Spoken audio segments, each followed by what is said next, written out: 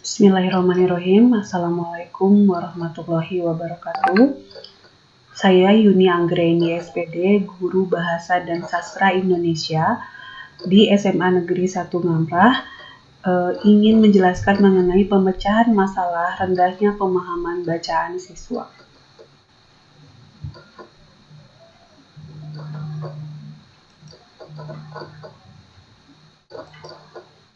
Deskripsi permasalahan. Seperti kita tahu bahwa aspek-aspek bahasa yaitu terdiri dari keterampilan menyimak, keterampilan menulis, keterampilan mendengar, dan keterampilan membaca. Nah, secara karakteristik bahwa keempat keterampilan ini berdiri sendiri, namun dalam penggunaan bahasa, proses komunikasi tidak bisa dipisahkan satu dengan yang lainnya. Hal ini menunjukkan bahwa bahasa merupakan keterpaduan dari beberapa aspek. Salah satu aspek keterampilan berbahasa adalah keterampilan membaca. Keterampilan membaca selalu ada dalam setiap tema pembelajaran. Hal tersebut membuktikan pentingnya penguasaan keterampilan membaca. Membaca sangat penting dikuasai oleh siswa, mudah untuk dilakukan. Namun membaca bukan sekedar membaca, melainkan siswa harus paham membaca pemahaman. Akar permasalahannya, membaca pemahaman sangat penting dilakukan oleh siswa. Dengan membaca pemahaman, mengetahui informasi penting baik yang tersirat maupun yang tersurat. Selain itu, siswa pun akan mampu menganalisis dan menjawab soal-soal yang panjang. Ini adalah beberapa hal kelemahan dari siswa, bahwa siswa itu mengalami kesulitan dalam membaca pemahaman, terutama dalam teks-teks yang panjang, sehingga mereka tidak mampu mengambil intisari dari bacaan tersebut. Membaca, terutama membaca pemahaman, merupakan kegiatan yang pasif. Peringkatnya memang sangat tinggi, bukan hanya memahami lambang tertulis, melainkan juga memahami, menerima, menolak, membandingkan, dan meyakini pendapat-pendapat yang ada dalam bacaan. Inilah yang menjadi pertanyaan kita, apa yang menjadi penyebab siswa kesulitan dalam membaca pemahaman. Alternatif solusinya, siswa dapat dilatih dengan menggunakan pembelajaran membaca pemahaman menggunakan teknik skema salah satunya.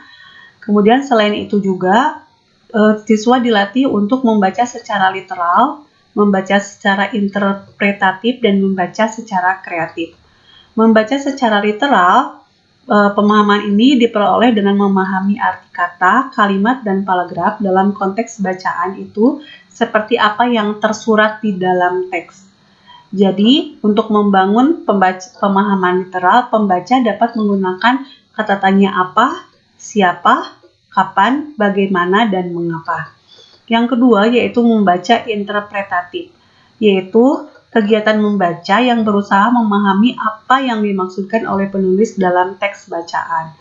Kalau kita tadi menjelaskan kalau literal itu lebih ke tersurat, sedangkan kalau interpretatif yaitu pembaca harus mengetahui apa yang disampaikan penulis secara tersirat. Aktivitasnya berupa apa saja? Pembaca harus bisa menarik kesimpulan, membuat generalisasi, memahami hubungan sebab akibat, membuat perbandingan-perbandingan, menemukan hubungan baru antara fakta yang disebutkan dalam bacaan. Kemudian yang ketiga yaitu membaca kreatif. Membaca kreatif adalah pemahaman pada level yang paling tinggi, di mana membaca kritis bertujuan untuk memberikan penilaian dan melibatkan diri sebaik-baiknya ke dalam teks bacaan. Pembaca harus lebih kritis dan pembaca harus aktif bertanya, meneliti fakta-fakta, dan menggantungkan penilaian atau keputusan dengan mempertimbangkan semua materi dan harus menggunakan imajinasinya. Ketika membaca kreatif, kita juga harus memanfaatkan hasil membaca itu dan mengembangkannya dengan kemampuan intelektual dan emosional. Di mana dengan kemampuan ini kita akan memperkaya pengetahuan, pengalaman, dan ketajaman daya nalar kita sehingga menghasilkan gagasan yang baru. Nah, hasil pemecahannya, kita membaca sangatlah penting untuk para pelajar, khususnya membaca pemahaman. Membaca pemahaman dapat dibutuhkan sebagai alat untuk mempelajari berbagai ilmu. Jadi, membaca pemahaman memberikan jalan terang bagi seseorang untuk memperoleh hasil yang lebih maksimal. Melalui membaca pemahaman, siswa dapat mengembangkan kemampuan akademik, keahlian, dan kecerdasannya.